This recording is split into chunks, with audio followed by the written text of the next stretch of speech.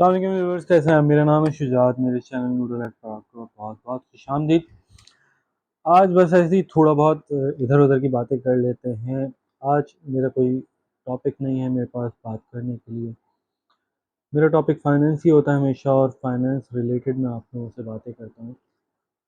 तो क्यों ना एक छोटी चीज़ समझ ली जाए कि क्या डिफरेंस है अमीर और दौलतमंद में।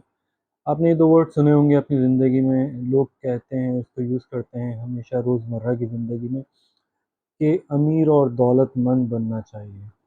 खैर, ये दोनों वर्ड अलग हैं और इनके मतलब भी अलग हैं, इनके मकसद भी अलग हैं, और ये दो कैरेक्टरिस्टिक्स भी अलग होती हैं लोगों की। इनमें फ़र्क क्या होता है? अमीर बंदा बहुत आसानी से बन सकता है, आप भी बन सकते हैं, मैं भी बन सकता हूँ। दौलतमंद बनना जो है, दौलतमंद या तो वो अल्लाह ताला की तरफ से होता है, या तो वो बंदा बनता है तो फिर उसके पीछे उसका एक थॉट प्रोसेस होता है। थॉट प्रोसेस को वो लेकर चलता है अपनी लाइफ में, तो वो दौलतमंद बन सकता है। दौलतमंद ये समझ लें कि आप बादशाह होते हैं। बादशाहों को आपने देखा होगा, वो दौलतमंद होते हैं, उनके पास दौलत होती है, वेल्थ होती है। वेल्थ आपको दौलतमंद बनाती है, आपको अमीर तो होते ही हैं आप, मगर वेल्थ जो है वो एक्चुअल चीज़ होती है जो कि एक इंसान को डिफरेंशिएट करती है पैसों के मामले में दूसरे इंसानों से। अमीर मैं भी बन सकता हूँ, आप भी बन सकते हैं, हर कोई बन सकता है। उसके लिए मेहनत करनी पड़ती है। दौलतमंद होने के लिए ज़रूरी नहीं मेहनत करनी पड़े। दौलतमंद होने के लिए या तो आपके पास जद्दी कुश्ती पैसा होना चाहिए, या फिर आपके पास अकल होनी चाहिए कि आप उस अमीरी को कन्वर्ट कर सकें दौलत में। तो यहाँ तक बात आपको शायद समझ आ चुकी होगी कि मैं बात क्या कर रहा हूँ, कि दौलतमंद और अमीर में क्या फ़र्क है। हाँ भाई, यही बात है कि दौलतमंद जो है वो बिना काम किए कमाता है, और बिना काम किए जो है उसके पास पैसा होता है, और वो पैसे से ही कमा रहा होता है। तो होता ये है कि शायद कभी जो है दौलतमंद अमीर ने स्ट्रगल की हो और वो दौलतमंद बन गया हो, और वो अब उसको स्ट्रगल करने की ज़रूरत ना हो। जबकि अमीर को अपनी पूरी ज़िंदगी वही स्ट्रगल करनी पड़ती है, वही मेहनत करनी पड़ती है, वही काम करना पड़ता है जो वो पहले दिन कर रहा होता है। तो अपनी अमीरी को दौलत में बदलिए। अब ये कैसे बदल सकते हैं? ये आपको मेरा ख़्याल है अपनी ज़िंदगी से ही सीखने को मिलेगा। आप जैसे-जैसे ज़िंदगी में बढ़ते जाएँगे, आप इससे सीखते जाएँगे। वेल्थ या फिर दौलत आपको बनानी पड़ेगी जो कि आपके पैरेलल कमा सके। फॉर एग्ज़ाम्पल, आप कोई काम कर रहे हैं, आप कहीं जॉब कर रहे हैं, आप खुद अपना काम कर रहे हैं, दुकान पर बैठ रहे हैं, तो एक आपका लिमिटेड सरमाया लगाकर आप कमा रहे हैं। और जब तक आप उस दुकान पर हैं, जब तक आप उस जॉब पर हैं, जब तक आपके हाथ चल रहे हैं, आप कमा रहे हैं, आपका ज़हन चल रहा है, आप कमा रहे हैं। खुदा न ख़ास्ता आपकी हाथ चलना बंद हो जाए, आपका ज़हन चलना बंद हो जाए, या फिर आप वो दुकान ना खोल सकें, या फिर आप जॉब पर ना जा सकें, तो बताएँ आप फिर अमीर रहेंगे कि नहीं? ज़ाहिर-सी बात है, आप अमीर नहीं रहेंगे। तो तब आपको क्या चीज़ काम आएगी? आपकी दौलत। तो भाई, दौलत कमाना बहुत ज़रूरी है। दौलत कमाएँ ताकि वो आपके साथ एक दूसरी नौकरी कर सके। समझे मेरी बात को? ये मेरी बात को समझिएगा कि आपकी दौलत आपके साथ काम कर सके। आपका पैसा जहाँ आपने लगाया है, वो आपके शाना बशाना उतना ही कमा सके, या फिर उससे ज़्यादा कमा सके जो आप कमा रहे हैं। तो आपको इस चीज़ की फ़िक्र करने की ज़रूरत नहीं रहेगी कि यार, मैं दुकान खोलता हूँ नहीं खोलता, मैं जॉब पर जाता हूँ नहीं जाता, या फिर खुदा न ख़ास्ता मेरे साथ कल कुछ हो जाए तो फिर मेरे बच्चों का क्या होगा? तो दौलत में फिर बहुत सारी चीज़ें आ जाती हैं। यहाँ लोग प्लॉट्स पर बड़ी जल्दी चले जाते हैं, पहुँच जाते हैं प्लॉट्स पर। भाई, बहुत प्लॉट्स जो है वही तो दौलत है। प्लॉट से आगे भी बहुत दुनिया पड़ी है, ठीक है? प्लॉट, अगर आप देखें, प्लॉट अगर एक बंदे के पास है और अगर वो उसके ऊपर घर बना लेता है, तो मेरे भाई वो दौलत नहीं है, ये बात याद रखिएगा, जहाँ आप रह रहे हैं उससे तो आप कमा नहीं सकते, सही है।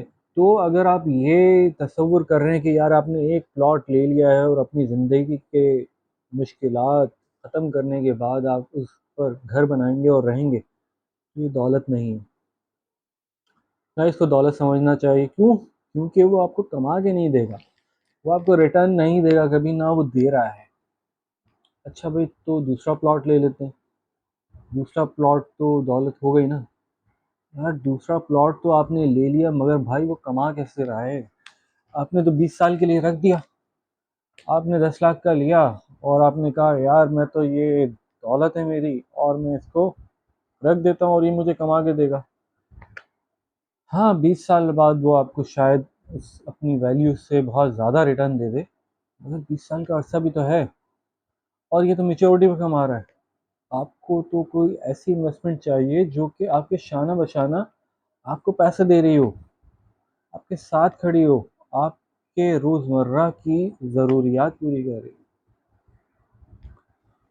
तो ऐसी कौन सी इन्वेस्टमेंट्स हैं? ऐसी इन्वेस्टमेंट तो बिजनेस ही हो सकती है। ऐसी इन्वेस्टमेंट जो है स्टॉक मार्केट इन्वेस्टमेंट्स हो सकती हैं, एक बिजनेस हो सकता है प्राइवेट, एक जो है बॉन्ड में पैसे लगा सकते हैं आप, कहीं आप ऐसे पैसे रख सकते हैं जहाँ से आपको इंटरेस्ट मिलता रहे। अब मैं interest Islamic point of view से कह रहा हूँ, मैं किसी और जगह पर राग़िब नहीं करूँगा आपको। तो मगर ये सारी चीज़ें बहुत मुश्किल होती हैं, तो क्या जाए? ये ऐसे सूरत में मैं तो ये कहूँगा कि आप बिज़नेस के एवेन्यूज़ देखते रहें कि कौन सा बिज़नेस, क्योंकि देखिए हर, अगर एक बंदा बिज़नेस कर रहा है तो उसके पास एक पहले ही लाइन बनी हुई है, एक पहले ही उसको पता है कि यार मुझे करना क्या है, मगर वो एक खौल में रहता है। उस खौल में रहने के की वजह से वो उसको एक्सपेंड नहीं कर पाता। एक तो उस बिज़नेस में जाएँ जिसको आप एक्सपेंड कर सकें। फॉर एग्ज़ाम्पल मैं आपको बताऊँ, अगर मैं एक नाई हूँ और मैं हज्जाम हूँ और मैं बाल काटता हूँ, जब तक मेरे हाथ चल रहे हैं, लोग मेरे पास आ रहे हैं और मैं बेहतरीन किस्म की कटिंग करता हूँ, ज़बरदस्त किस्म के बाल काटता हूँ, मगर लोग लाइन लगा के मेरे पीछे बैठे हैं कि यार मुझसे ही कटवाएंगे, और मैंने जो वर्कर रखे हैं वो उनसे कटवाने के लिए तैयार ही नहीं है, क्योंकि उनको मज़ा ही नहीं आता भाई। जो शुजात जिस तरह का काटता है ना, वैसे कोई बाल नहीं काट सकता। मैं इस बिज़नेस को एक्सपेंड नहीं कर सकता, समझ रहे हैं आप? इसको मैं एक्सपेंड ही नहीं कर सकता, इसको मैं बढ़ा ही नहीं सकता, क्योंकि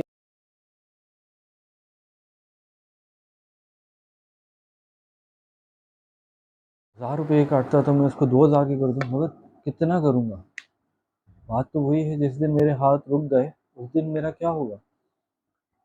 तो इसको क्रॉस कर दें, ये एक्सपेंडेबल नहीं है। फिर कौन सा बिज़नेस एक्सपेंडेबल है?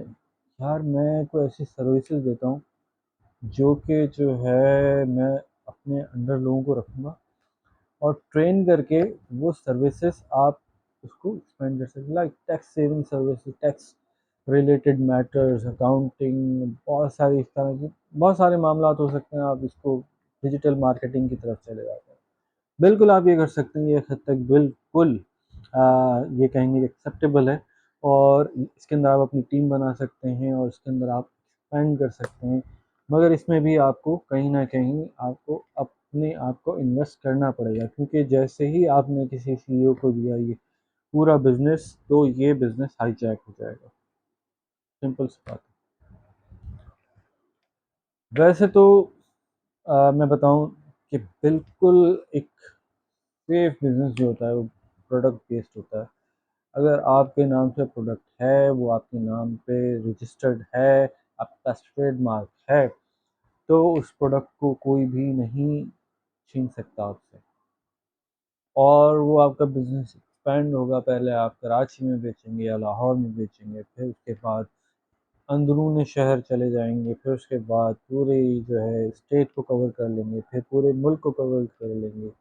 ये इस तरह के बिज़नेस आप बड़े इजीली, फिर आप आउट ऑफ कंट्री भी बेच सकते हैं। इस तरह के बिज़नेस आप एक्सपेंड कर सकते हैं। आप खाने का बिज़नेस ले लें, आप कोई और बिज़नेस ले लें, ये जितना ही लिक्विडेटिव है मैं आपको बताऊँ उतना ही रिस्की है। ये भी अपनी बात समझ में रखिएगा, ज़हन में रखिएगा कि जितना जो लिक्विडेटिव होता है क्योंकि उसके अंदर मार्केट रिस्क बहुत होता है, उसके अंदर कॉम्पिटिशन बहुत होता है। आप एक बिरयानी सेल करने जाएँगे, आपको हज़ारों नहीं लाखों वेंडर मिल जाएँगे जो बिरयानी सेल कर रहे हैं, लोग आपकी बिरयानी क्यों खाएँ?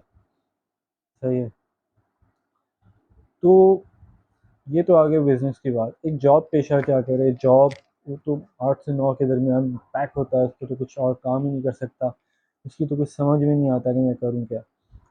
तो मैं कहूँगा कि दौलतमंद तो बनना है भई। तो अपना जो वक़्त आपका बचता है ना, एक मेरा ख़्याल है कि कराची में रहने वाले एक जॉब पेशा इंसान के लिए शायद 3 घंटे बचते होंगे जो कि उसको सारे दिन में वो इन्वेस्ट कर सकता है अपना कहीं पर। तो उस 3 घंटे को मैं कहूँगा कि वो कहीं इन्वेस्ट करे अपनी स्किल्स में, अपनी स्किल्स बढ़ाए। देखिए बहुत सारे लोग स्टक होते हैं और यही सोच रहे होते हैं कि यार हमें सैलरी नहीं दी जा रही, हमें सैलरी नहीं दी जा रही, हमारी सैलरी बढ़ाई नहीं जा रही। और वो एक इसी जो है कशमकश में अपनी जो करंट जॉब होती है उसके अंदर भी वो अ, सही से काम नहीं कर पा रहे होते, खुश नहीं रह पा रहे होते, टॉक्सिक हो जाते हैं। तो आपको भाई ऐसे कभी भी नहीं करना है। आपको ऐसा कभी भी नहीं करना है। अगर आपके साथ कभी ऐसा हो रहा है तो आप अपनी स्किल्स पर ध्यान दें, आप अपनी स्किल्स को बढ़ाएँ, अपनी स्किल्स को सेल करें, आप खुद पैरेलल एक इनकम क्रिएट करें, आपके पास सैलरी खुद ही आ जाएगी यार, आप कहीं और लग जाएँगे, आप किसी और के पास चले जाएँगे, तो अपने आप को लिमिट ना करें। देखिए अगर आप लिमिट हो रहे हैं जॉब में कि आप कह रहे हैं कि यार मैं बर्न आउट हो चुका हूँ और मैं यहाँ से बस निकलना है मुझे समझ में नहीं आ रहा। ये एक आम कैफ़ियत मैं जान सकता हूँ इंसान की, वो कहता है कि यार मैं निकलना चाहता हूँ इस जॉब से, मैं तकलीफ़ में हूँ, मेरी तकलीफ़ को समझ नहीं रहा है। ना मेरी मैनेजमेंट समझ रही है, मेरे घर वाले समझ रहे हैं, मुझे समझ में नहीं आ रहा, मेरे पास सब कुछ है, मगर मैं इस जॉब से नहीं निकल पा रहा हूँ। अपने ऊपर काम करें। ये जो आप सोच रहे हैं कि आपको जॉब मिल जाएगी, आप अपने ऊपर काम करें, आपको खुद जॉब मिलेगी। आप अप्लाई करते रहें, आपको जॉब मिल जाएगी। पैरेलल में आप पैसिव इनकम के लिए ज़रूर कोई ऐसी स्किल्स देखें, जो कि आप उसको एक्सपेंड कर सकें। वही मैंने बताया आपको कौन-सी स्किल्स हैं, वो आप खुद देख सकते हैं।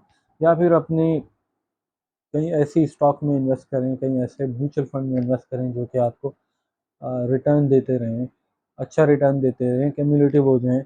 अच्छा एक और ऑप्शन बहुत अच्छा है, दोनों के लिए मैं बताऊँगा कि आप इंश्योरेंस, तकाफ़ुल आप ज़रूर अवेल करें क्योंकि ये आपके हमेशा काम आएगा। ये आपके एक तो सिक्योरिटी प्रोवाइड करता है, दूसरा ये कि आपके पैसों को भी इन्वेस्ट करके आपको रिटर्न दे रहा होता है, तो ये आप ज़रूर अवेल कीजिएगा। मेरा ख़्याल है और थोड़ी बातें हो सकती हैं मगर फिर कभी किसी वीडियो में बात करेंगे इसके ऊपर। अपना बहुत ख़्याल रखिएगा। अच्छा लगे तो कमेंट कीजिएगा, मुझे बताइएगा कि कौन-कौन से और चीज़ें हैं जहाँ इन्वेस्ट की जा सकती हैं, तो मैं उसके ऊपर भी डिस्कस कर सकता हूँ। शुक्रिया, अल्लाह हाफ़िज़।